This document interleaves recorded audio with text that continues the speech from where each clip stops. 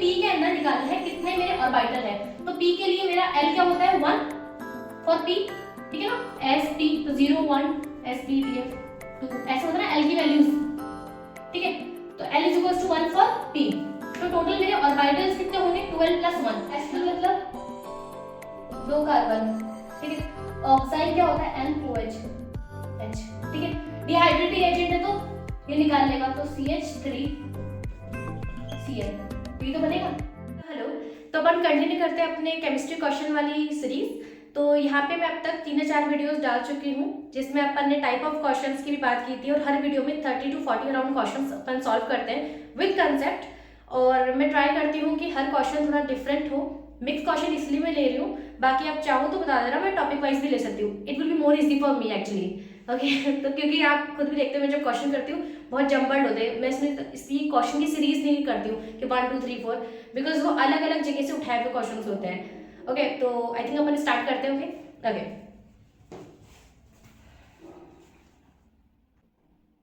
Okay, in electrolysis of dilute H2SO4 using platinum electrodes, ठीक है। अब देखो इसके अंदर अपन इलेक्ट्रोलाइसिस का आप जब भी पढ़ोगे तो मैंने आपको एक चीज बताई हुई है, एनायन मूव्स टुवर्ड्स एनोड, ठीक है। जैसे क्या होता है, ये अपना है, ठीक है, ठीक है, ये अपना बैटरी से जुड़ा हुआ है, यहाँ पे है एनोड, यहाँ पे है कैथोड, ठीक है। क्या होता है, इलेक्ट्रोकेमिस्ट्री और इलेक्ट्रोलाइसिस दो अलग अलग चीजें हैं, ओके। आपको कैसे याद रखना है, इलेक्ट्रोलाइसिस के अंदर क्या करना है, एनायन जैसे कोई भी नेगेटिव चीज, ये एनायन है, मूव्स टुवर्ड्स एनोड, एनोड। अब क्योंकि नेगेटिव है तो ये चीज पॉजिटिव होगा, ये negative, okay.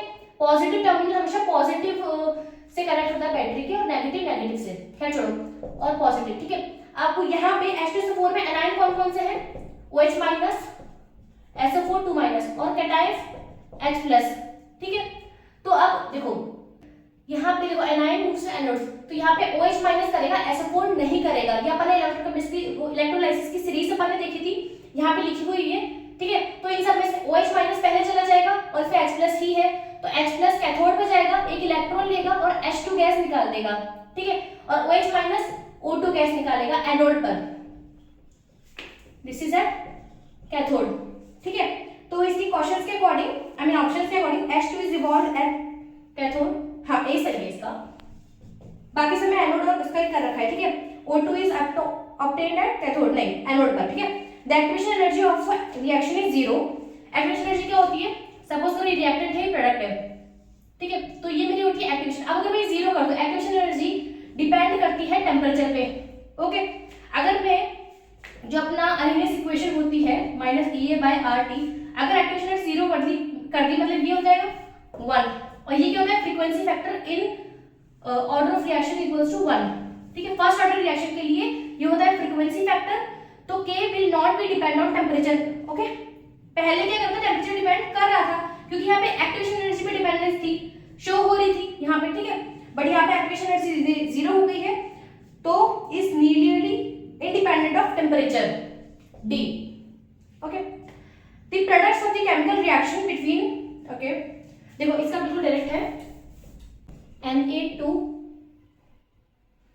H2O3 plus Cl2 plus water, यहाँ पे क्या है, 0 ऑक्सीडेशन स्टेट में, ठीक है। तो ये रिडक्शन करना चाहेगा, रिडक्शन के लिए HCl तो बनना ही चाहिए, ठीक है। सल्फर यहाँ पे क्या है, देखो इसको जब मैं तोड़ती हूँ H2O3 2 minus plus 2Na plus, इस चीज को सिर्फ, ठीक है ना, बिकॉज 2 यहाँ पे आता है स्टोइशियोमेट्री में और यही चीज की चार्ज बन जाती है, ठीक है ना। ये मैंने आपको पहले ही बताया हुआ दूसरे वीडियोस के अंदर, ओके। यहाँ पे ऑक्सीडेशन स्टेट निकालो सल्फर का, -6 -2, तो 2x is equals to plus 4x is equals to 2, ये अपना यहाँ पे है +2 के अंदर, ठीक है।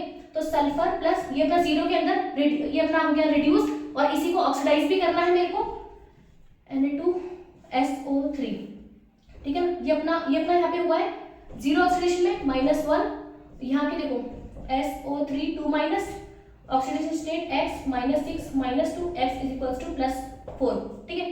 तो ये जो चीज है अपनी यहाँ पे रिड्यूस हो रही है बिकॉज यहाँ पे +2 में है, ठीक है ना, और यहाँ पे ये चीज ऑक्सीडाइज हो रही है, ऑक्सीडाइज रिड्यूस, और ये क्या हो रहा है, सिंपली रिड्यूस, ठीक है। इसको क्या बोलते हैं, डिसप्रोपोर्शनेशन रिएक्शन, क्योंकि एक ही जो स्पीशी है वही अपना ऑक्सीडाइज हो रही है, वही रिड्यूस हो रही है, ओके। सो इट्स सी। ऐसे बता दिए, बाकी स्टेबल सबसे पहले यही बनेगा। Okay, bad conductor of electricity, it is H2F2। Why?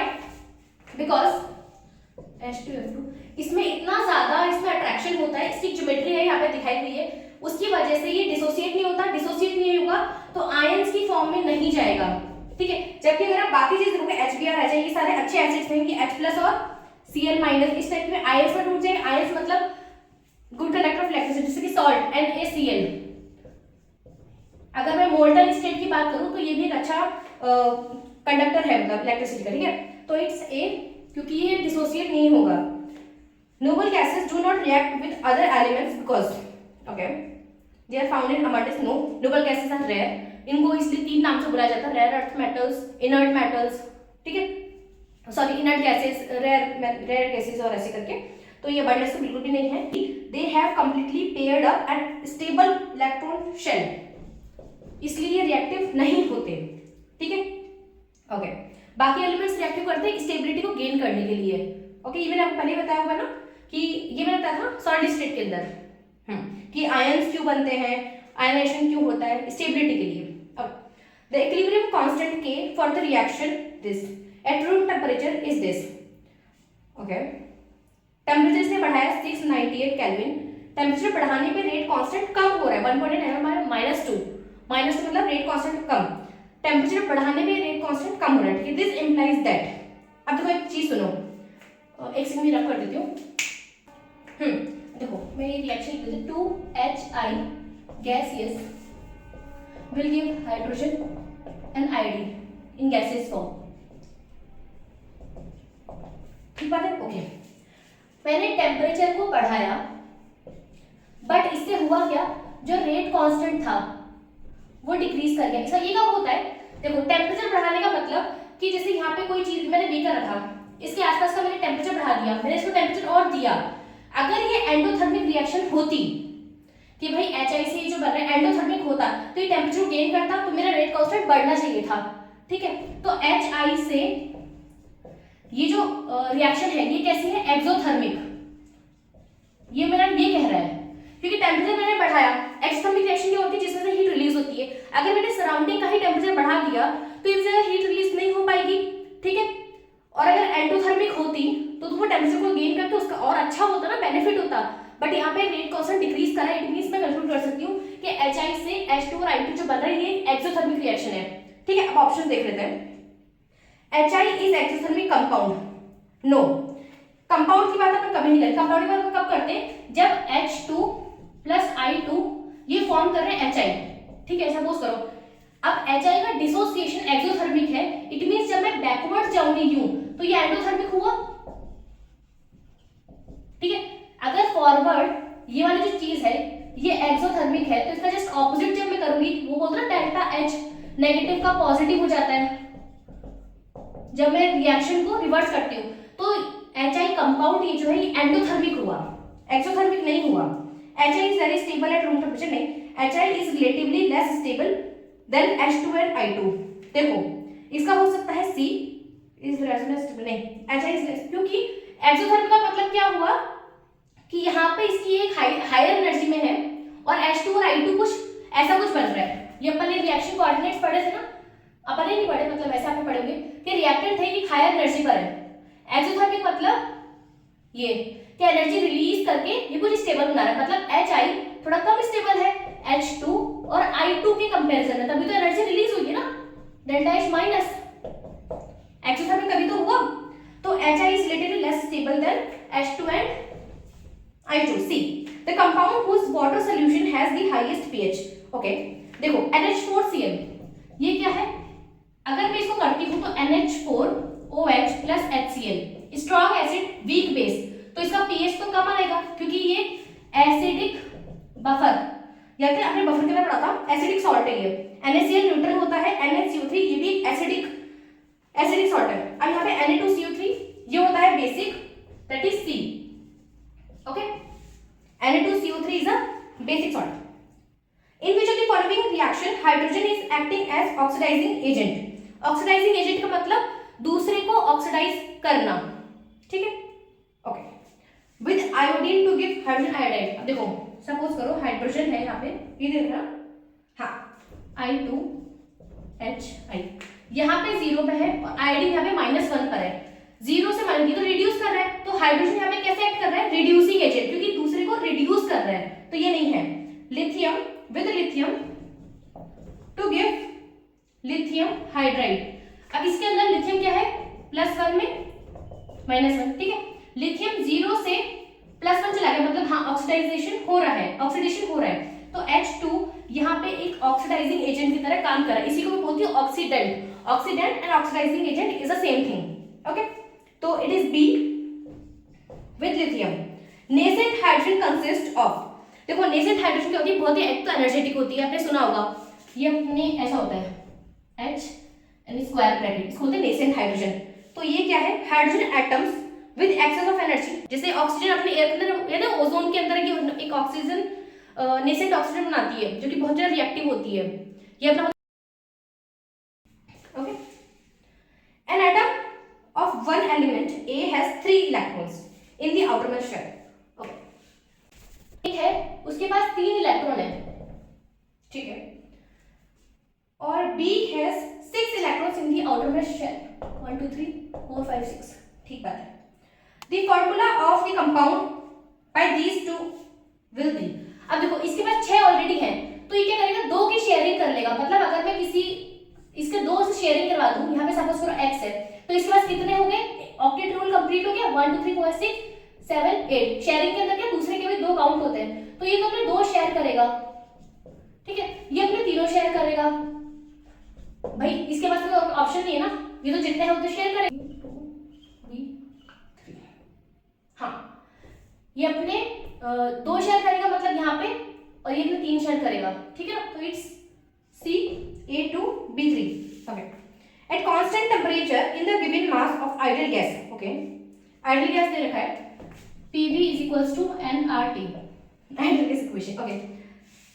इसमें क्या बोला हुआ है, at constant temperature, temperature constant मतलब ये चीज कांस्टेंट हो गई, ठीक है। The ratio of pressure and volume always नहीं, the product of pressure and volume always remains constant, okay, it is D, ये आपको दिख भी रहा होगा फॉर्मूले से ही, हाँ। When an ideal gas is compressed adiabatically and reversibly the final temperature is, अब देखो फर्स्ट लॉ क्या बोलता है, जितनी मैं हीट दे रही हूँ या तो वो इंटरनल एनर्जी बढ़ाएगा या फिर वो वर्क डन करेगा किसी भी सिस्टम का, ठीक है। अगर एडियाबेटिक की बात करूं तो ये मेरा होता है 0, ठीक है, internal energy equals to minus of work done. खैर वो बात छोड़ो, अगर मैंने प्रेशर एक्सर्ट किया, ठीक है, एडियाबेटिकली और रिवर्सली जो भी है छोड़ो, मैंने क्या बात करी यहाँ पे आइडियल गैस की, प्रेशर मैंने दिया, देखो टेम्परेचर कब बढ़ता, जब ये रियल गैस होता, अट्रैक्शन की वजह से एनर्जी रिलीज होती, मॉलिक्यूल्स के बीच में एनर्जी रिलीज होती, तो ओवरऑल मेरा टेम्परेचर बढ़ता कंटेनर का, बट यहाँ पे आइडियल गैस है, यहाँ पे कोई अट्रैक्शन वाली बात नहीं होती है, इसलिए टेम्परेचर सेम रहेगा, ठीक है, क्योंकि यहाँ पे बात चल रही है आइडियल गैस की, तो final temperature is the same as initial temperature C, ठीक है। Ethylene reacts with 1% cold alkaline KNO4 that is Bayer's reagent to form, पता है ये क्वेश्चन ये वाला मेरे पास आया था जब मैंने एक बार आरपीएससी का एग्जाम दिया था, कॉलेज लेक्चरर का, सेम क्वेश्चन आया था कि बेयर्स रिएजेंट क्या होता है, तब मुझे इतना अच्छे से याद नहीं आता, मैंने बस इतना आया था KNO4 से रिलेटेड होता है, यहाँ पे ऑप्शन थे अल्कलाइन होता है, एसिडिफाइड होता है, न्यूट्रल होता है, 1% ये, हालांकि वो मेरा तुक्के सही दिया था, वो अलग बात है, बट हाँ ये याद करना बेयर्स रिएजेंट था 1% cold alkaline KNO4, okay. So what is से इथाइलिन H, ओके।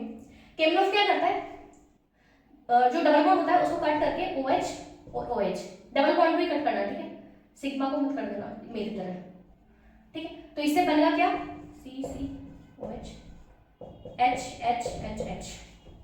ठीक है ना, इसको क्या बोलते हैं, ओके, ऑक्सैलिक एसिड नहीं है, एसिडिक एसिड नहीं है, ग्लिसरॉल नहीं है, glycol, this is glycol. D, glycerol क्या होता है, जैसे ये 2 कार्बन का है ना, ग्लिसरॉल होता है 3 कार्बन का, OH OH और OH, इसको बोलते हैं glycerol, okay. Consider the following reaction, the reaction which requires the catalyst are, first जो रिएक्शन है सल्फर डाइऑक्साइड से ऑक्सीजन के साथ, ये है अपना ओस्वाल्ट प्रोसेस, ये अपना सल्फ्यूरिक एसिड की प्रिपरेशन में इंडस्ट्रियली काम आती है, तो यहाँ पे होता है V2O5 कैटलिस्ट, ये अपन ऑलरेडी बात कर चुके हैं, तो यहाँ इसमें कैटलिस्ट होता है। सेकंड है अपना हेबर्स प्रोसेस, अमोनिया की प्रिपरेशन, यहाँ पे भी अपना एक रुथेनियम या फिर प्लेटिनम इस टाइप के जो मेटल्स होते हैं वो एज ए कैटलिस्ट वर्क करते हैं। That is A and B, C option both.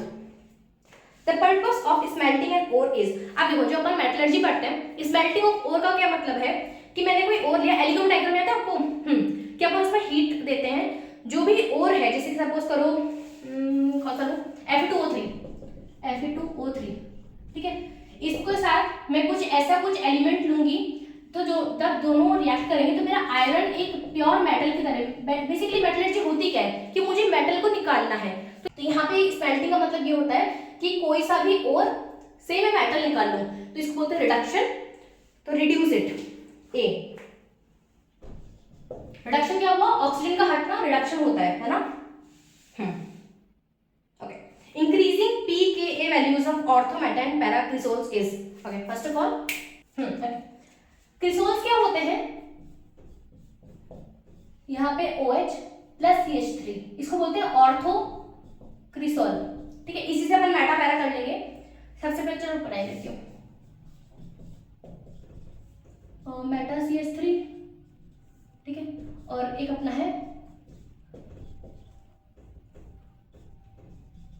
Para, ठीक है ना। ओके, pKa खैर वो सब छोड़ो, बाद में करेंगे। देखो अगर ये एसिडिक होता, ठीक है, तो मैं यहाँ से इसको OH के निकाल से नेगेटिव हो जाता, और ऑर्थो और पैरा पर ये करते हैं क्या, हाइपर कंजुगेशन प्लस H, पता है ना हाइपर कंजुगेशन क्या होता है, जिसकी सपोज करो ये H है, H और H, हाइपर कंजुगेशन मतलब होता है ऐसे, तो ये इस फॉर्म में नहीं होगा, ये होता है यहाँ पे नेगेटिव H प्लस, इसको बोलते हैं हाइपर कंजुगेशन। ये कब होता, जब यहाँ पे जो ये बन रही है ना स्पीशीज, अगर यहाँ पे ये चीज कैटायनिक बन रही होती, ठीक है, किसी भी वजह से अगर ये कैटायनिक बन रही होती, तो यहाँ पे ये चीज स्टेबलाइज करता, बट यहाँ पे ये करेगा डीस्टेबलाइज। हाँ, क्यों, क्योंकि यहाँ पे भी नेगेटिव दे दिया, और ऑर्थो और पैरा पे क्या होता है, कॉन्जुगेशन। कैसे होता है, देखो इसमें दिखा देती हूँ करके, ठीक, ये चीज यहाँ है, यहाँ पे ये चीज, तो इसको मैं रेजोनेटिंग स्ट्रक्चर इसका मैं क्या बनाऊंगी, ये वाला as it is double bond O, क्योंकि मुझे तो इस वाले O नेगेटिव को स्टेबल करना है ना। ओके, CH नेगेटिव, अब यहाँ पे नेगेटिव है, वैसे तो ये ऑलरेडी प्लस I तो दे ही रहा है, बट यहाँ पे प्लस H भी लग रहा है, क्यों, क्योंकि मुझे ये भी तो मुझे नेगेटिव देना चाह रहा था, बट नेगेटिव आप इससे रिपेल करेंगे, ठीक है, तो ये तो बहुत ही ज्यादा डीस्टेबलाइज कर देगा, तो इस ये एसिडिक कैरेक्टर इसका बिल्कुल भी नहीं होगा, मतलब होगा कंपेरेटिव नहीं होगा, इसमें प्लस H वर्क नहीं करेगा, इसमें सिर्फ करेगा क्या, प्लस I, और इसमें प्लस H और प्लस I दोनों करेगा, ठीक है।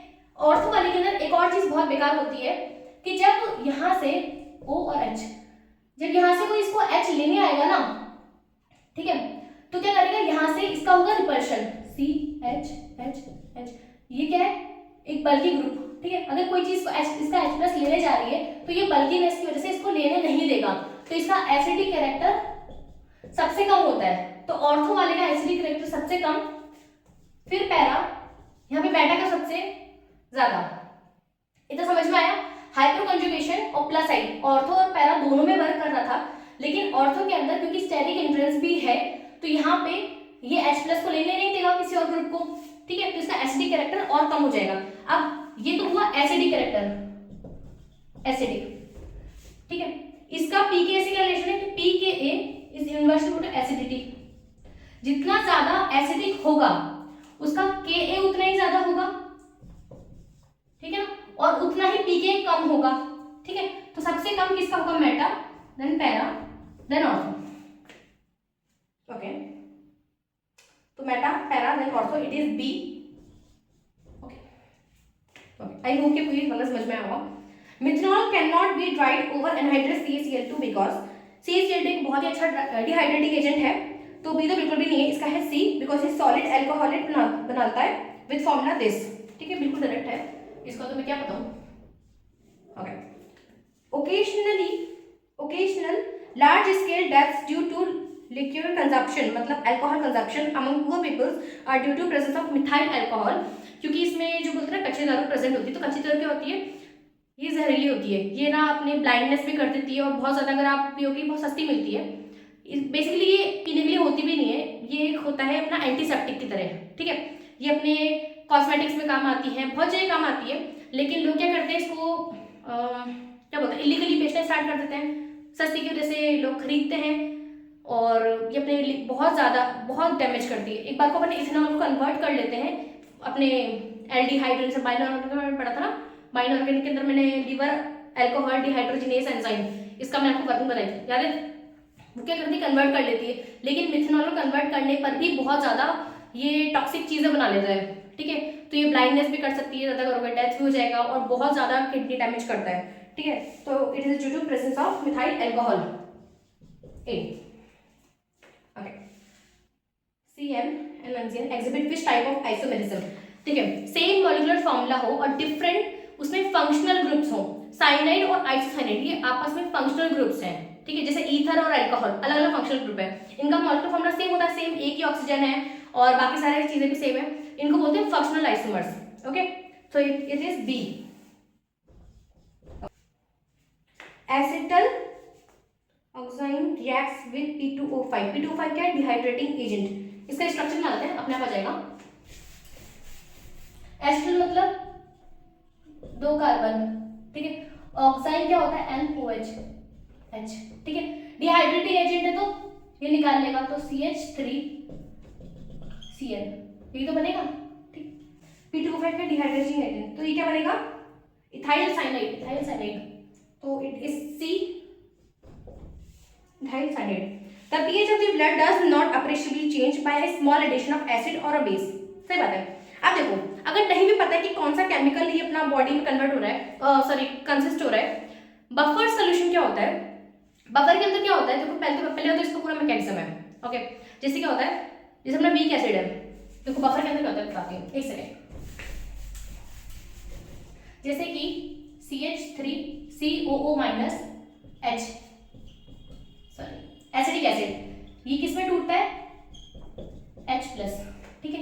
इसके साथ अगर मैं HCl ले दूं या फिर ऐसा कुछ जैसे कि CH3COONA, स्ट्रॉन्ग सॉल्ट, तो ये किस में टूटेगा, CH3COO- प्लस Na+, ठीक है? अब क्योंकि कॉमन एंड इफेक्ट की वजह से ये बढ़ गया, तो लीच एसिड प्रिंसिपल क्या बोलता है, अगर प्रोडक्ट की कंसंट्रेशन बढ़ गई है किसी भी वजह से, तो ये चीज रिएक्शन जाएगी बैकवर्ड, ठीक है? ओके, तो पहले भी ये कम टूट पा रहा था, इसका डिसोसिएशन कम हो रहा था। अब क्योंकि इसमें मैंने बफर ये दे दिया है स्ट्रॉन्ग, इसी का ही सेम मतलब जो वीक एसिड है उसी का ही मैंने सॉल्ट ले लिया, स्ट्रॉन्ग सॉल्ट, ये पूरा टूटेगा, इसी कंसंट्रेशन बढ़ी, ये और ज्यादा बैकवर्ड चला गया, ठीक है? इसको अपन बोलते हैं बफर। तो बफर सोल्यूशन में क्या होता है, ये भी प्रेजेंट होता है और ये भी प्रेजेंट होता है, ठीक है? तो इसकी वजह से अपना पीएच का एक फॉर्मूला होता है pKa plus log of salt upon acid, ठीक है? यहाँ पे सॉल्ट की कंसंट्रेशन क्या है, इसकी कंसंट्रेशन और एसिड कंसंट्रेशन, इससे अपन पीएच निकालते हैं। बफर की खास बात ये होती है कि इसके अंदर अगर अपन एसिड या बेस कुछ भी और डालेंगे, सपोज ये तो एसिडिक बफर है, ऐसे ही अपन बेसिक बफर बना सकते हैं, कुछ भी डालेंगे उसमें बफर जो पीएच है ना, उसका जो चेंज है वो ज्यादा नहीं होगा, मैक्स टू मैक्स चेंज कितना आ सकता है, +1 और -1 का बस, ठीक है? तो इसको बोलते हैं बफर कैपेसिटी, ठीक है? ये चेंज भी कब आएगा, जब अपन इसकी कंसंट्रेशन में कर देंगे। तो ये क्या हो सकता है, बफर ही हो सकता है जिसकी वजह से पीएच में इतना चेंज नहीं आ पा रहा। It is a serum protein which act as a buffer, अपने ब्लड के अंदर ऐसा होता है, ओके? तो it is A. Next is what is the normality of 1m solution of H3PO4, okay? Normality क्या होती है, देखो मोलैरिटी नॉर्मेलिटी एक ही डिफरेंस है, वो क्या कि नॉर्मेलिटी होती है, जैसे हमने लिया ग्राम, अब यहाँ पे अपन मोलिकुलर वेट रखते हैं डिवाइड बाय n फैक्टर, ठीक है? तो ये क्या बन गया मेरा मोल्स, फिर यहाँ पे जो है 1 लीटर ऑफ सोल्यूशन, ठीक है? अब इसी में ही मेरी मोलैरिटी क्या होती है कि कितना मैंने लिया है अपना सैंपल, मॉलिक्यूलर वेट, इसको बोलते हैं मोल्स, ठीक है ना, इनटू 1 लीटर ऑफ सोल्यूशन, ठीक है?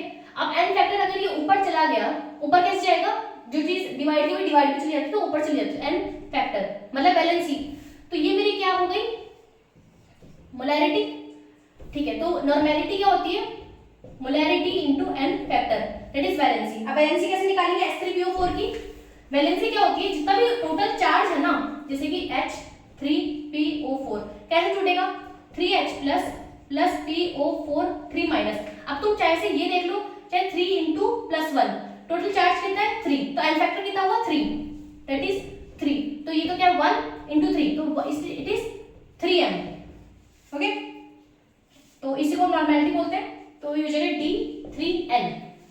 Okay, the gas usually filled in the electric bulb is nitrogen. B inert gases होती है, वैसे आर्गन होता तो आर्गन भी हो सकती है, आर्गन बहुत यूजुअली उसमें भर जाती है बल्ब के अंदर। और बल्ब के अंदर फिलामेंट कौन सा होता है, टंगस्टन का, क्योंकि वो बहुत ज्यादा टेम्परेचर रेजिस्टेंस होता है, ठीक है ना, कि कितना भी टेम्परेचर ना बल्ब होती है, अपन जब बहुत देर तक कोई चीज चलती रहती है, अपन उसको छूते गर्म जाती है, तो इतने हाई टेम्परेचर को टॉलरेट करने की पावर है टंगस्टन के अंदर, तो इसलिए टंगस्टन होता है फिलामेंट, ठीक है। The term fools gold is used for mineral which shines like gold, it is copper pyrite. Copper pyrite का शायद फॉर्मूला ऐसा कुछ होता है FeS2, इसको शायद वो एक और भी बोलते हैं, एक और भी इसका नाम है कुछ चाल्कोपाइराइट ऐसे कुछ है, चाल्कोपाइराइट ऐसे ही कुछ है, मुझे ठीक से याद नहीं आ रहा, पर शायद ऐसा कुछ है इसका नाम चाल्कोपाइराइट करके।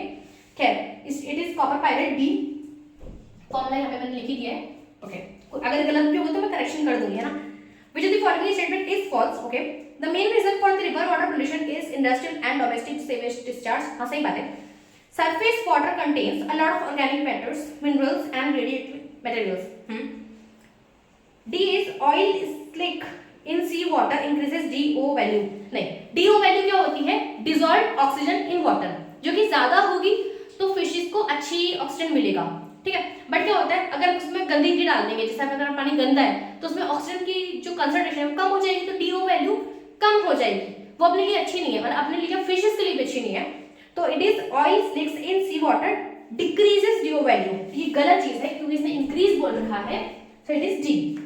Okay, at absolute zero the entropy of a perfect crystal is zero. Okay, this is third law of thermodynamics. First law क्या बोलता है, फर्स्ट लॉ बोलता है कि जितना मैंने हीट दिया है सिस्टम में, तो वो या तो उसकी इंटरनल एनर्जी बढ़ा देगा या फिर वो सिस्टम कुछ वर्क कर देगा। सपोज करो मैंने 10 रुपए दिए किसी को, अब या तो वो खुद के पास रख लेगा, मतलब इंटरनल एनर्जी बढ़ा लेगा, उसने अपने सेविंग्स बढ़ा ली, या फिर वो 10 रुपए खर्च करके कुछ चीज ले आएगा, मतलब वर्क कर लेगा। तो जितना मैंने, तो heat given to a system will increase its either internal energy or it will help into work done of a system. तो ये होता है फर्स्ट लॉ।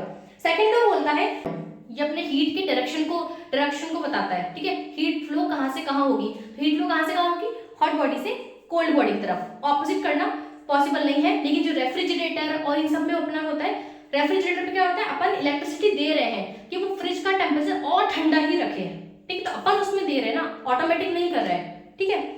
और थर्ड लॉ कहता है एंट्रोपी के ऊपर जो बात करता है, so it is C third law, ठीक है, कि एब्सोल्यूट जीरो पे जो एंट्रोपी है वो जीरो होगी। Okay, by the action of hydrobromic acid on ethyne we get, hydrobromic acid क्या, HBr, इथाइन CH, तो ये क्या करता है, पहले तो बनाएगा CBr, यहाँ पे HH होगा, H, एक और बार करेगा तो Br, H, ये बनाता है, ठीक है। ओके, सो इट इज, ये क्या हुआ, एडिशन रिएक्शंस, ठीक है ना। तो जब तक अनसैचुरेशन है वो एडिशन रिएक्शन देगा, HBr अटैक करता है, तो ये बनेगा डाइब्रोमोइथेन D। Acidic hydrogen is present in ethyne, क्योंकि इसके अलावा Sp के अंदर कोई है नहीं और ये एसिडिक होता है, ठीक है, क्योंकि ये है Sp हाइब्रिडाइज्ड कार्बन एटम, ठीक है। बाकी सब में क्या है, इथेन सब में तो नहीं। Select the simplest alkane which exhibit optical isomerism. अब ऑप्टिकल के लिए कम से कम एक कायरल सेंटर होना जरूरी है। कायरल सेंटर क्या होता है, जिसके जो चारों बॉन्ड्स हैं वो अलग अलग तरीके के हों, ठीक है। अब देखो C3H8, ये सारे क्या है, नॉर्मल एल्केन, इसमें डबल बॉन्ड नहीं है। देखो सबका जो फॉर्मूला है CnH2n+2 के अंदर है, तो ये सब क्या है, एल्केन, मतलब डबल बॉन्ड लगाना नहीं है, ठीक है। तो C3 का मतलब ऐसे ही कुछ होगा, यहाँ पे कर लेना हाइड्रोजन, ठीक है। ओके, अब इसमें कोई सा भी कायरल सेंटर है नहीं, चाहे देखो साइड के तो कभी होते भी नहीं है, इसमें दोनों H है तो ये तो बिल्कुल भी नहीं है। नेक्स्ट इज इथेन, ये तो बिल्कुल भी नहीं है, H H H H, ठीक है, ये तो बिल्कुल नहीं हो सकते। C7H16, ठीक है, पहले C6 वाला देखते हैं। 1 2 1 2 3, देखो लीनियर बनाऊंगी ना तो एक भी नहीं बनेगा मेरा कायरल सेंटर, ठीक है, तो मुझे कुछ ब्रांचिंग करना पड़ेगा। 1 2 3 4 5 6, है ना, या फिर ये कर लेते हैं, पहले ये कर लेते हैं। 1 2 3 4 5 6, 6 कार्बन हो गए, ठीक है। इस वाले के पास ये कायरल सेंटर नहीं, इसके पास 2 हाइड्रोजन है, ये भी नहीं है, तो ये कायरल सेंटर नहीं बन रहा है, ठीक है। इसी का ही 2 3 4 5 मैं यहाँ लगा दूं, ठीक है, तो इसके पास क्या है, एक हाइड्रोजन इधर है, इसके पास CH3 है, CH3 है, ये अलग ग्रुप है, बट ये भी कायरल सेंटर नहीं हुआ। और इसके पास क्या है, एक हाइड्रोजन, ये अलग ग्रुप है, बट ये दोनों CH3 हो गए, तो ये किसी भी एंगल से मेरा नहीं बनाएगा। तो यहाँ पे मतलब C7H16, तो C7 का मतलब 1 2 3 4 5 6 7, ठीक है, एक बार देखते हैं। CH3 तो नहीं बनेगा, मैं यहाँ पे कर देती हूँ। इसका क्या हुआ, H, मिथाइल, ये अलग ग्रुप है, ये अलग ग्रुप है, ठीक है। या फिर अगर मैं इसको ऐसे भी लगा दूं लीनियरली भी, तो भी मेरा ये वाला चीज अलग ही बन गया। तो हाँ, ये मेरा कायरल सेंटर है। यहाँ पे मिथाइल है, यहाँ पे इथाइल है, यहाँ पे C3 समथिंग कुछ है, यहाँ पे हाइड्रोजन है, तो इट शुड बी C कि हाँ ये मेरा एक पॉसिबल दे सकता है ऑप्टिकल आइसोमेरिज्म, ठीक है। Reaction of chloroform with alcoholic KOH in presence of primary aromatic amine, ठीक है, RNH2, एरोमेटिक छोड़ो, ये प्राइमरी होना चाहिए, ठीक है। क्लोरोफॉर्म, ठीक है, ये है कार्बन अमीन टेस्ट। इसमें क्या होता है, प्राइमरी अमीन्स कन्वर्ट हो जाते हैं आइसोसाइनेट के अंदर, ये क्या होते हैं, पॉल ऑर्डर। इसकी वजह से अपन रिएक्शन करते हैं प्राइमरी अमीन्स का, आइदर एरोमेटिक और एलिफेटिक, ठीक है। तो ये कंफर्मेशन टेस्ट होते हैं, इसका है D, carbon amine reaction. If 0.5, ठीक है, ये मुझे करनी पड़ेगी, ओके। BaCl2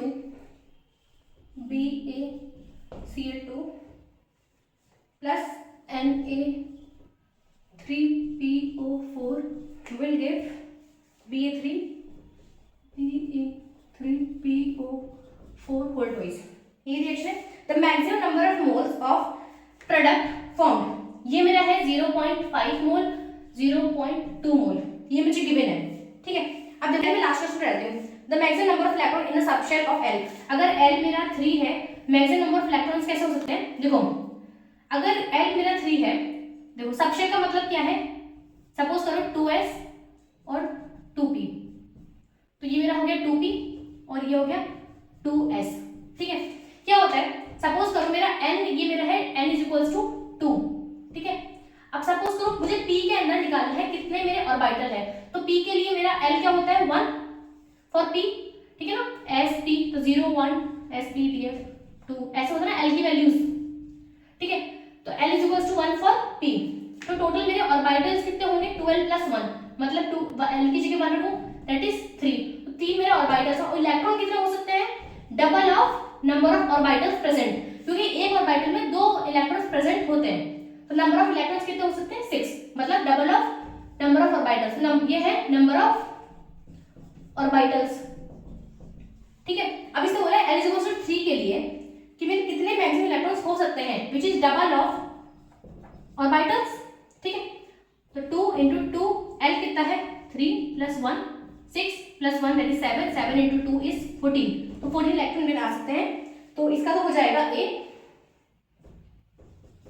ये अरेंज करवा रही हूँ, ठीक है, एक सेकंड। से बोला हुआ है कि मैंने 0.5 लिया BaCl2, 0.2 ये लिया, मुझे कितना मैक्सिमम प्रोडक्ट मिल जाए, ठीक है। उसके लिए मुझे पहले सबसे पहले क्या करना पड़ेगा, लिमिटिंग रिएजेंट फाइंड आउट करना पड़ेगा। उसके लिए क्या करना पड़ेगा, पहले सबसे बैलेंसिंग करेंगे, ठीक है। यहाँ पे Ba3 है, तो यहाँ पे 3 लगा दूं, ठीक है, ओके, 3 Ba, और यहाँ पे Cl निकलेगा, यहाँ पे Na, तो यहाँ पे NaCl मेरा सॉल्ट निकला होगा, ठीक है। उससे मुझे मतलब नहीं, बट बैलेंसिंग नहीं कर रही हूँ। यहाँ पे 3 × 6, तो यहाँ पे 6 NaCl, क्योंकि 3 × 2 = 6, ठीक है। तो यहाँ पे मुझे 2 से मल्टीप्लाई करना पड़ेगा ताकि 6 मेरे Na भी हो, ठीक है। और ऐसे PO4 2 यहाँ पे मेरे हैं, ठीक है ना। इसका मतलब क्या है, इसको जब मैं डिसोसिएट करती हूँ 3Ba2 + प्लस 2PO4 3 माइनस, ये वाली चीज इसके चार्ज में जाती है। ओके, तो मेरे पास 3 BA यहाँ से आ गए हैं, 2 PO4 यहाँ से आ गए हैं। ठीक है, ये तो हुई बैलेंसिंग जो कि करनी थी। ओके, इसका मतलब क्या है, जो स्टैंडर्ड अपन लिखते हैं ना, वो क्या है कि 3 मोल BaCl2 को जब मैं रिएक्ट करती हूँ 2 मोल्स Na3PO4 से, तब मुझे 1 मोल Ba3PO4 होल ट्वाइस मिलता है। ठीक है, बट यहाँ पे क्योंकि 3 मोल तो है नहीं, तो अगर 3 मोल को 2 मोल चाहिए इसके, सपोज करो A B, ठीक है, B के, तो 0.5 के BaCl2 कितने इसके मोल चाहिए पहले तो। ठीक है, 3x 2 into 0.5 x is equals to 2 into 0.5 divided by 3। या तो ऐसे कर लो, या फिर मैं इसको बताती हूँ, ये चीज ना लिख के, तो एक मोल कितना चाहिए होगा 2/3 ऑफ B। ठीक है, तो 0.5 को कितना चाहिए होगा 2/3 मल्टीप्लाइड बाय 0.5। सेम चीज है, ऐसे कर लो। ठीक है, ऑफ B, कि मेरे 0.5 मोल ऑफ BaCl2 जो गिवन है उसको मुझे इतना चाहिए। ये कितना है 0.5 divided by 3, that is 1 divided by 3, that is 0.3। But यहाँ पे गिवन क्या है 0.2, मतलब ये मेरा लिमिटिंग रिएजेंट है, जल्दी खत्म हो जाएगा, तो रिएक्शन मेरी इसके अकॉर्डिंग चलेगी, B के अकॉर्डिंग। ठीक है, इतना तो मुझे पता पड़ गया। ये मेरा स्टिल बचेगा, तो इसको मैं बोलती हूँ लिमिटिंग रिएजेंट। ठीक है, अब इसका क्या हुआ लिमिटिंग रिएजेंट का मतलब कि 2 मोल स्टैंडर्ड, ये मैं स्टैंडर्ड की बात कर रही हूँ। ठीक है, कि 2 मोल B से मेरा 1 मोल प्रोडक्ट मिल रहा है मुझे। ठीक है, यहाँ पे है 0.2 मोल, तो इससे मुझे कितना मिलेगा अभी देखते हैं। 0.2 मोल में 1 मोल मिल रहा है, तो 1 मोल B से कितना मिलेगा 1/2 ऑफ प्रोडक्ट, इतना मिलना चाहिए। यहाँ पे कितना है 0.2 मोल, तो 1/2 into 0.2 of product, that is 0.1। इतना ही मैक्सिमम मिल सकता है, क्योंकि ये मेरा लिमिटिंग रिएजेंट है। जो भी लिमिटिंग रिएजेंट होता है उसके अकॉर्डिंग रिएक्शन चलती है। ठीक है, तो 0.1 मेरा ऑप्शन नंबर क्या है डी, तो यहाँ पे आ जाएगा डी। ओके, आई होप कि आपको ये कंसेप्ट हेल्पफुल रहे होंगे। Thank you so much for watching.